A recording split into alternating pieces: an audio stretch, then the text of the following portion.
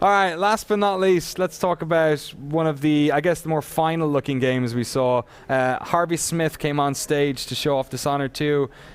They showed off what seemed like a little bit, and then actually just kept going. He showed a lot of gameplay. Tomorrow, talk about what we saw in that gameplay. So what we saw there was a mixture of what I saw when I was at Arcane, along with a few new scenes. So a lot of the new stuff was surrounding Corvo and Emily being the point where you choose them.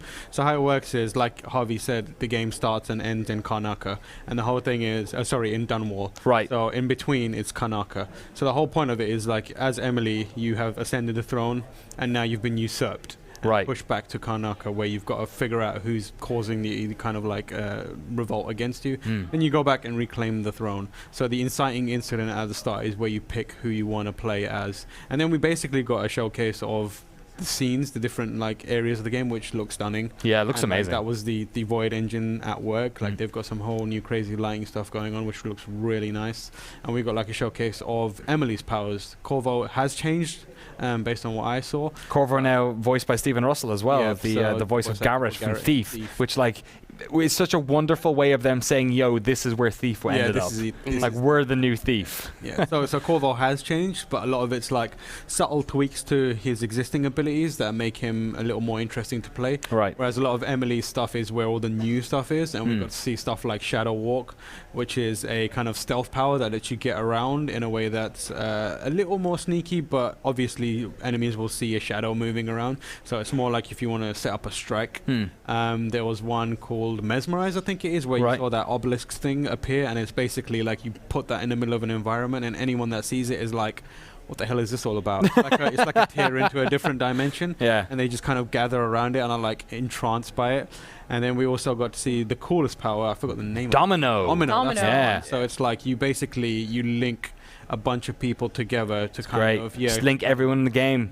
Shoot them in the head, works. And like anything that happens to one of them happens to all of them. And they didn't show it here, but they showed it to me in my demo of it. So like if you link one person to a bunch of enemies and kill that one, they all die. But what you can do is Emily can summon a doppelganger of herself and then link that doppelganger to her enemies, and then she can just like plunge a sword into her own friendly that is crazy, and watch everyone just die. How do they stop people from like exploiting that? That's the point of Dishonored, right? They want people to figure out weird ways to break the system and figure it out, and just hope that they just hope that the kind of simulation is robust enough to either not completely fall apart or to accurately kind of respond to that in an interesting. I mean, like, this is Harvey Smith who worked on Deus Ex, which is the poster child for emerging gameplay, so more at it. Alexa, you were freaking the hell out when she brought out her like time fan. Oh yeah, the time fan. That was Shadow Walk, right? Where she was looking. No, Shadow Walk is the other one. This is some new power. Oh, the time fan. Where it's now the time. Sure. And she had the time fan, and no, I just knowing that all of those powers exist. Like Emily feels like she's really OP. Totally. But knowing that those powers exist and I have all of that at my disposal makes me really excited to play the game, because it means the game is going to put challenges in my way that will force me to find creative ways to use all those powers in tandem.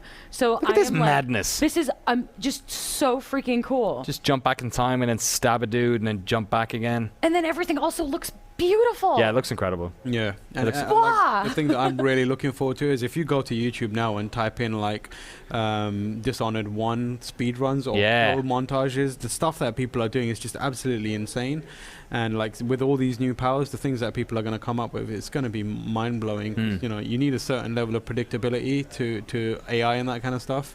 And just watching the community figure all that stuff out over the next couple of years, and then finally get to the point where they can like just ballet their way the entire game. It's just going to be really interesting to watch. Don't have to watch way too much longer to get to it. November 11th, 2016 is when we will finally get to get our hands on Dishonored 2, and it looks fantastic.